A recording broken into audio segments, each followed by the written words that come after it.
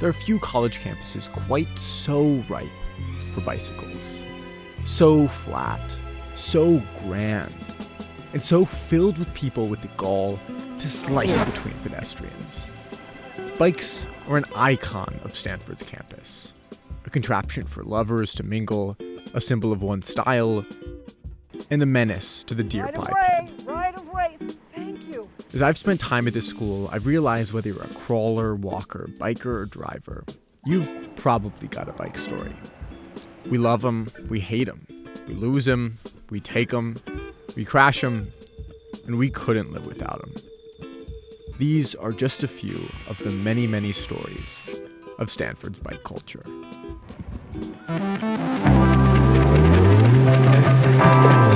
This is my bike. Her name is Sheila. I didn't give her that name.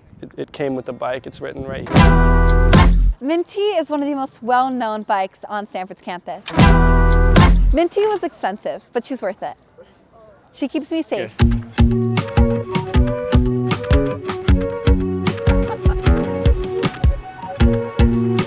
Right now, I'm riding the Jetson Flip something. I don't know, it's like got a professional like LX name, but I just call it her Jetson. The experience is magnificent. Yeah, it goes about a whopping 12 miles an hour. The bike does not stop when you use the brakes, so I have to turn it off. I get to turn it off every time I want to stop. You know, my knees touch my chest. But it's a 10 out of 10 experience. Makes the day fun, makes my travels easy.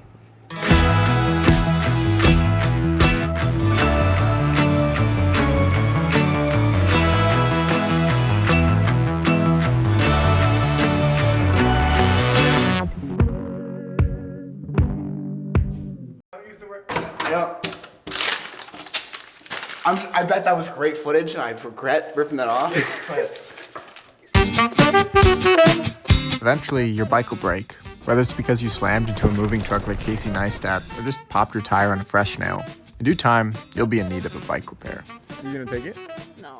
There are two realistic options to deal with that. First, you go to campus bike shop. Second, you go to Otter Bike Shop. It's just a brief liability waiver. It says, I'm not a professional mechanic. I don't require any kind of fee. Ben Otter? No, what? He told me he charges. He told me that's how he paid for his trip to the Grand Canyon. People tend to like give me like a tip, but not required. Really just doing this to, well, I don't know. I get bored. I was fixing a friend's bike downstairs, and she and I thought it'd be funny to like make like a really bad ad for like a joke bike shop. And I posted it, and some people found it funny. For half the price, and half the time. And some people actually reached out like, hey, could you fix my bike? I was like, yeah, sure. Well, this is fun. It's a huge waste of my time. It's like Instagram. You delete Instagram, and all of a sudden, I find myself inviting people over to get their bikes fixed. Turns out it wasn't Instagram, it was me who was distractible. Do you have any agenda against the bike shop? Any vendetta? Look, I won't point fingers, but I think when people are charging $30 for a simple repair, it's just what I would call grifting. I think it's taking advantage of ignorance. I think it's too little for too much. But hey, who am I to say? Who am I to say? And so do you feel like a type of Superman saving the day with the bikes? Me? Clark Kent? Yes. Yes, I do feel like that. Should I take my shirt off?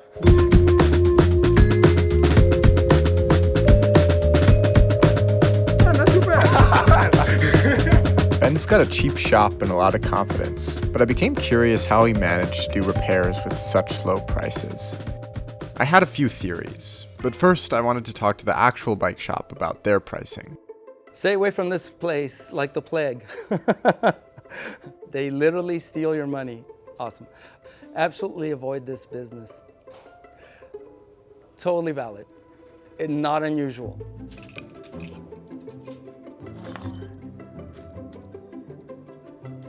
Hi, I'm Omar Barba. I've been here in the campus bike shop for about 21 years. Things happen here that don't happen anywhere else. I've seen missing parts on bikes. I've seen parts in the wrong place on bikes. I've seen things dangling off bikes, wheels that are not exactly round. A bike is ridden harder here by a 5'2", 130-pound rider than a 190-pound racer. We've had people try and compete with us, but they never thought it through. They thought, I'm gonna compete and shoot for the bottom in terms of cost and labor, but they never rationalized their labor costs and their rent cost. So they failed in that regard. We're helpful, but we keep perspective on the long term. Omar might have been onto something, but I also didn't think Ben was running a charity. Then I got a text from him at 2 a.m. The biggest secret of Stanford's bike culture. I got nothing for the spotlight. You got your eyes on me all night. If you're stealing bikes or stealing parts of bikes, that's trash. I think it's ethical. It's just garbage anyway. Hidden in the Frankenstein bikes across campus, people have taken to harvesting parts from abandoned bikes, often after having their own parts stolen. I woke up one morning, went to go get my bike, and it was just the frame. You know, the wheels were gone. I hadn't locked up my wheels. So then I went to the bike shop and asked the bike shop for some used wheels. And they told me it was gonna run me like, I think it was like $300 or something like that, you know, and at that point it's just like buy a new bike. So I decided to go, you know, some might say scavenge. It needs to be obviously, you know, abandoned and not in use. So like this one right here, for example, looks in decent shape. It has a tag, right, from the Stanford police department saying they're going to take it. But I wouldn't take this. I mean, it has both wheels. It looks like if you just put some air in this tire, you know, it'd be ready to go. And the lock also doesn't look like that old. This bike, I think, you know, could potentially be scavenged. It's already been missing a wheel, right? And it's got the sheriff label. So, you know, it's duct taped seat. Also, this tire is flat. I personally would hesitate to scavenge from this one. But if you watched it over the course of, you know, a couple weeks, you know, I would consider, you know, this scavengeable property and not theft. I do not condone theft of any kind. I really hate bike thieves. Whether or not taking them is ethical is an open question. Yeah, I guess I do feel bad now. I don't know. I feel pretty bad.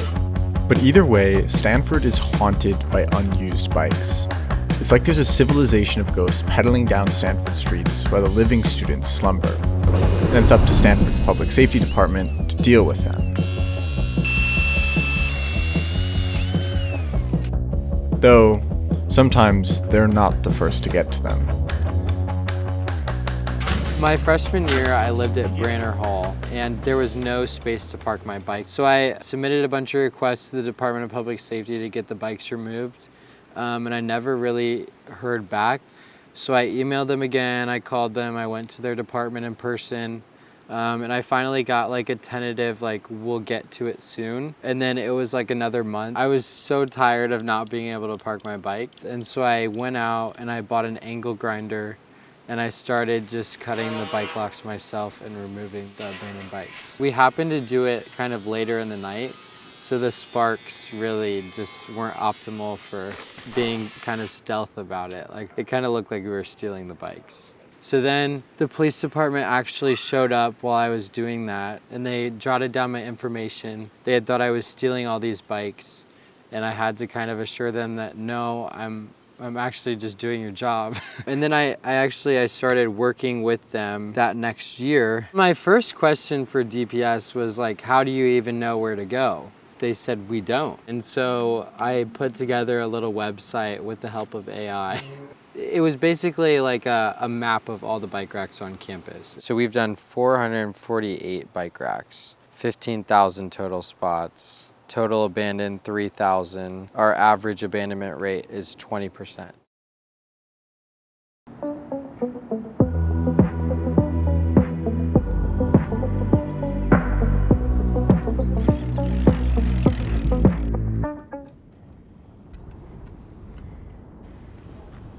I'm Lucy Duckworth, and this was my bike.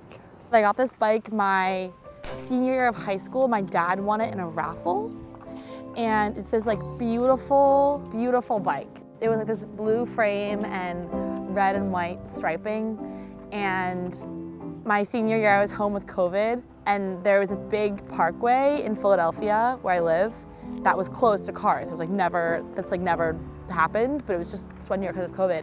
And I would take my bike like every single day after dinner, and I would bike like this 13-mile loop, and then I would bike up to see the sunset, and I would watch it, and I would like think about my life and stuff. And then I worked at this like summer job in Nantucket, and I like packaged my bike and I brought it all the way to Nantucket. I brought it on the ferry, and I rode my bike to work. And then I took my bike across the country to come to Stanford, and I rode it everywhere. It felt so me, and it had this red crate on it that was so useful.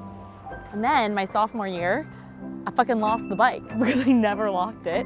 Because we learned about this in outdoor class, like risks like this are really tough because there's no in-between repercussion. You either have the bike or you don't have it.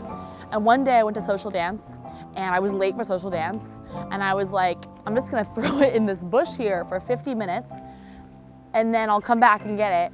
It was a Friday. I after social dance, went to lunch and didn't come back to get my bike for 4 days, by which time it was gone. Then I was very sad, and I like listened to music, and I was like sad about it. 3 months later, my roommate finds it in Tressiter, like my bike. It's locked up, and she FaceTimes me, and I'm like, don't leave, you gotta find the thief. And she waited out the thief who showed up. And she was like, is that your bike? And he was like, yeah. And she was like, that's not your bike. It's my roommate's bike. And in fact, there's like an officer on the way, which there was, because I'd filed a police report, and then she called the police. Then the guy starts being like, oh, you know, it was my roommate's bike, it wasn't really my bike, I'm just borrowing the bike. And then the police officer shows up, and he's like schmoozing the police officer, like, officer, thank you for all the work you do. Anyways, the lock comes off, my bike is back, although they've like molested the bike, like the crate was gone. But then I had it for another 2 years until I lost it here because the lock fell. I couldn't find my lock, and I've been like such a mess that I like can't even, you know, spend the time to look for the lock and get a new lock. So I would just come here and I would just like throw it in this rack of bikes, like schlop it there, and it was fine for like 3 weeks. And then one day it wasn't there anymore. And you know that like that heart-dropping feeling when you're like, where's my bike? But you always find it.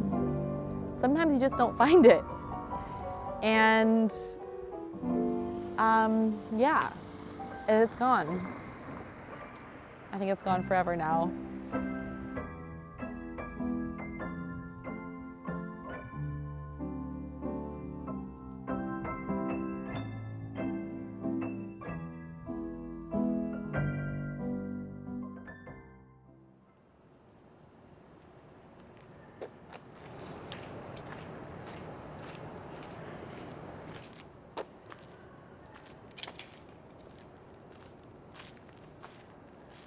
I biked to class at 3, and then I left class, and I left my bike outside my professor's office during office hours. I had lunch, at Yaga, and it was dog shit, so I biked to Tressiter, to Panda, and I got Panda, and I biked back to the tech hub, where I left my bike. I know where my bike is.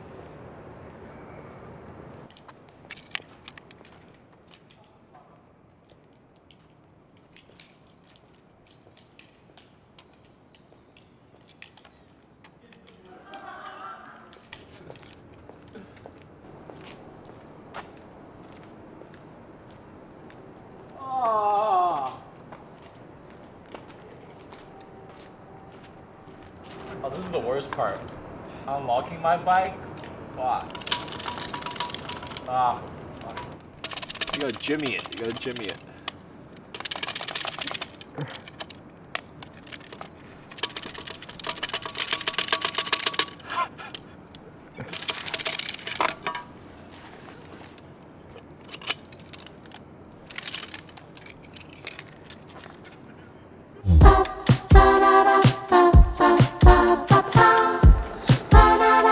So we've got abandoned bikes, stolen bikes, lost bikes. What if you don't have a bike? See, now here, this group here are walking in the middle of the street. I don't know what they think they're going to do when a bicyclist comes along, because they're all looking at their phones. My name is Sarah Scott. I am a retired attorney, and I am here at Stanford as a graduate student in the Masters of Liberal Arts program. I am most definitely a pedestrian, and a 71-year-old pedestrian. The vast majority of bicyclists do not feel they have to obey the rules of the road. Can I ask you a question? Do you enforce the rules of the road on campus for bicyclists? You know, they go. We do. No, you don't. They All go. right, whoa. You asked me a question. I was giving you an answer. Please. Yes, no, so we do. Okay. There's only so many of us, so there are way more bicyclists than there are officers. I want you to remember that. He was a little defensive there, wasn't he? He was a little defensive. He was a little defensive. I used to have a bike, but because I have lost some of my balance because of chemotherapy I had to have for cancer 10 years ago, I have neuropathy in my feet, and it has affected my ability to ride a bike. I can't balance as well as I used to. I do walk around here in fear of getting hit and knocked over.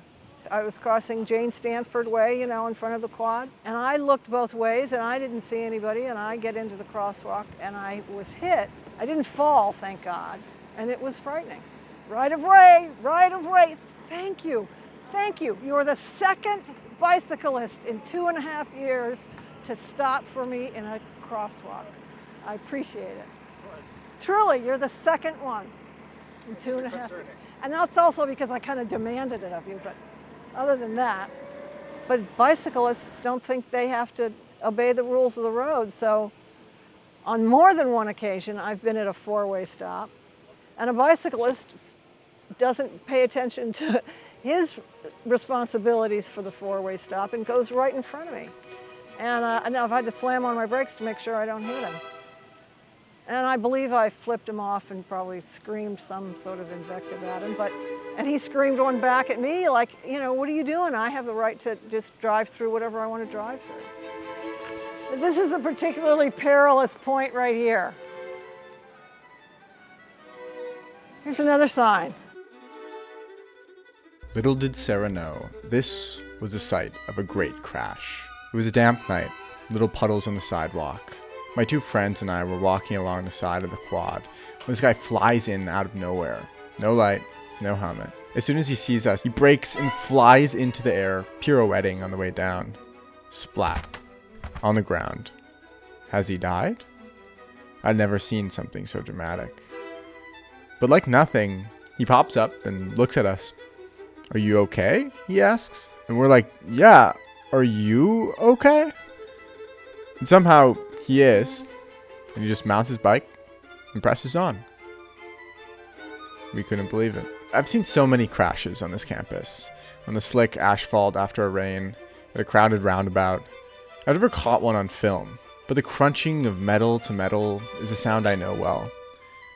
My least favorite crash was the one that happened to me. I just got out of the little market in Tresidder. I had a Cliff Bar in my left hand and the handlebar in my right. I was on my way to practice a full body exam for my emergency medicine class. I take the sharpest right I can to avoid anyone, and this guy decides to take an even sharper left right into me. My life flashing before my eyes, I throttle the only brake I've got not to hit him. I squeeze so hard the handle breaks off and I fly over the handlebars and land on my shoulder. He was unscathed.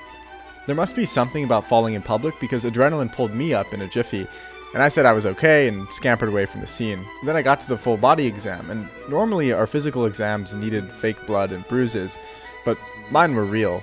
Oh yeah, you're bruising, yeah. As I got an exam from my classmate, I realized I had pain along my spine, which wasn't a great place to have that. Anyway, I was in physical therapy for 8 months clearing that up.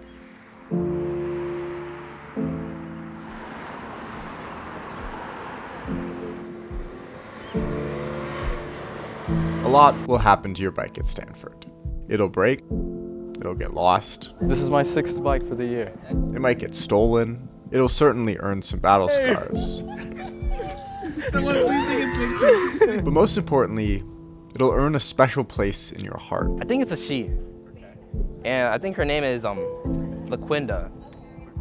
LaQuinda. It's easy to ignore the bikes of Stanford, but I think they tell a big story. About the people who ride them or don't. About the culture of speed and impatience. Of trust and risk-taking. And about the people whose job it is to fix them and everything else that Stanford leaves in its wake. Bikes have been my key to a Stanford I love, and I wouldn't have it any other way. Everybody's got a bike story. What's yours?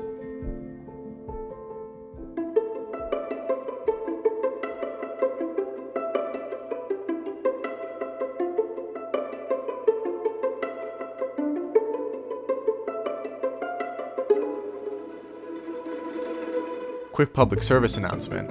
If you're graduating or don't need your bike anymore, you can donate it instead of abandoning it. Through the Give and Go program, you can grab a bike tag from your housing service center to donate your bike anytime, or text 650-285-7012 a picture of your unlocked bike, and they'll take it away. No lock cutting needed. Oh, and please don't get me started on scooters.